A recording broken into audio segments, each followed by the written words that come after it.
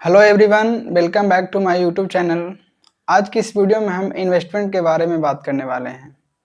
सबसे पहले हम जानेंगे कि इन्वेस्टमेंट क्या होता है, इन्वेस्टमेंट कितने प्रकार के होते हैं और हम किन-किन चीज़ों में इन्वेस्टमेंट कर सकते हैं और अलग-अलग चीज़ों में इन्वेस्टमेंट करने का अपना अलग-अलग फ़ायदा होता है। तो चलिए स्टार्ट करते हैं। सबसे पहले हम जानेंगे कि इन्वेस्टमेंट क्या होता है। तो इन्वेस्टमेंट का बिल्कुल सीधा मतलब ये होता है कि हम अपने पैसे को किसी ऐसे चीज़ में यूज़ करें, जिससे कि हमें फ्यूचर में लाभ हो, तो वो इन्वेस्टमेंट हमारा कहलाता है। अब हम जानेंगे कि इन्वेस्टमेंट कितने प्रकार के होते हैं। तो इन्वेस्टमेंट तो वैसे कई प्रकार के होते हैं, बट हम आज की इस वीडियो में कुछ मुख्य इन्वेस्टमेंट के बारे में बात करने वाले हैं। तो सबसे पहले हम रियल एस्टेट के बारे में बात करने वाले हैं, जिसमें कि इन्वेस्टमेंट करना ज़्यादातर लोग पसंद करते हैं और इसमें रिस्क भी बहुत कम होता है और प्रॉफिट भी ज़्यादा होता है।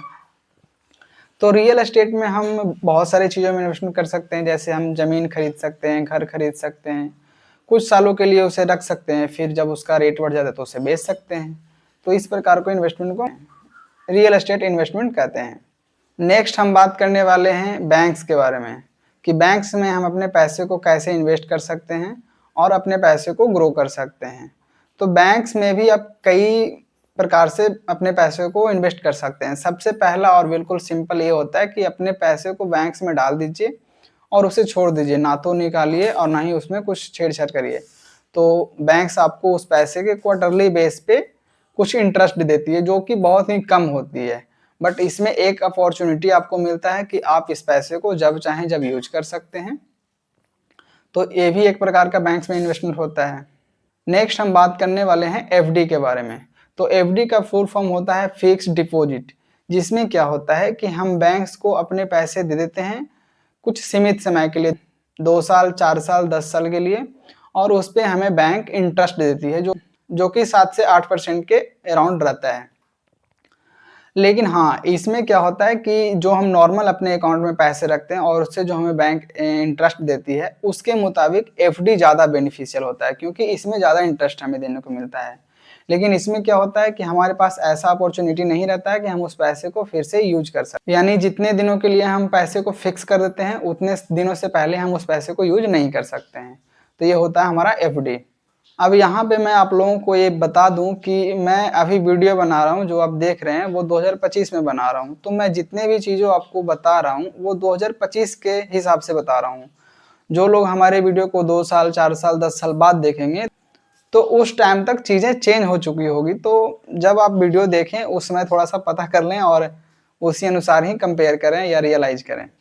अब नेक्स्ट हम आरडी के बारे में बात करने वाले हैं, जिसका कि फुल फॉर्म होता है रिकरिंग डिपॉजिट। इसमें क्या होता है कि हम अपने पैसे को मंथली वाइज बैंक्स में देते हैं, यानी हर महीने 200, 400, 1000, 1000, 2000, 4000, जितना भी हमारा मर्जी हो, उतना अमाउंट मैं हर महीने बैंक को देता हूँ।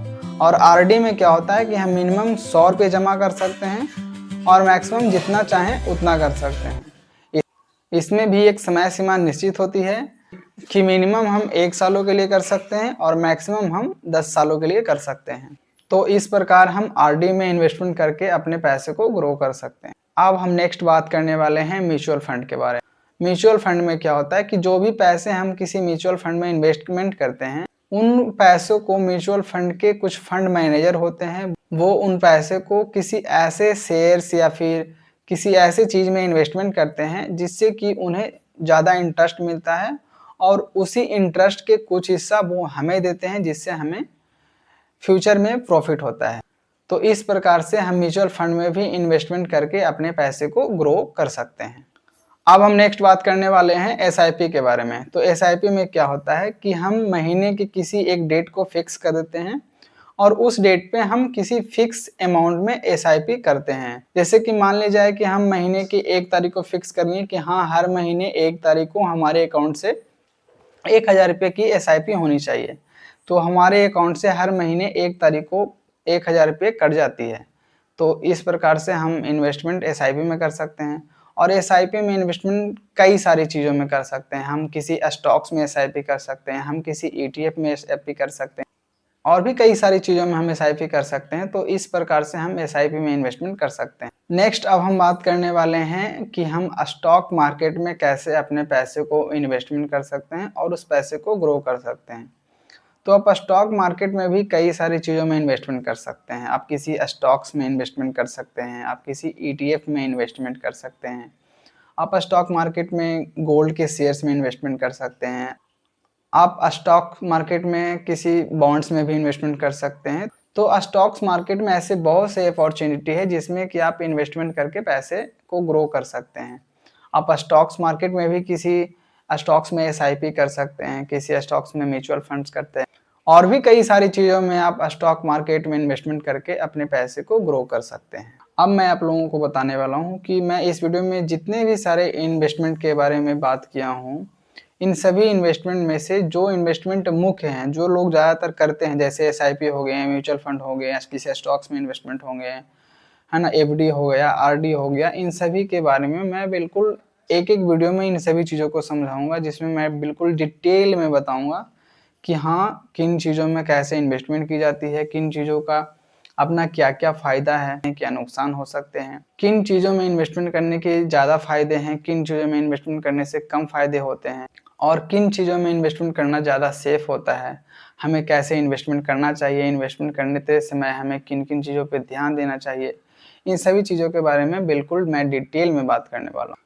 और अगर आपको हमारा यह वीडियो पसंद आया हो तो हमारे वीडियो को लाइक करें और अगर आपको स्टॉक मार्केट में इन्वेस्टमेंट करना हो, ट्रेडिंग करना हो या फिर स्टॉक मार्केट सीखना हो, तो हमारे चैनल को सब्सक्राइब कर लें। हम बिल्कुल फ्री में, बिल्कुल ज़ीरो से लेकर एडवांस लेवल तक स्टॉक मार्केट आप लोगों को सिखाने वाला हूँ। और अगर आपको स्टॉक मार्केट में इन्वेस्टमेंट करना हो, ट्रेडिंग करना हो या फिर स्टॉक मार्केट सीखना हो, तो आपको एक डीमैट अकाउंट की ज़रूरत पड़ती है।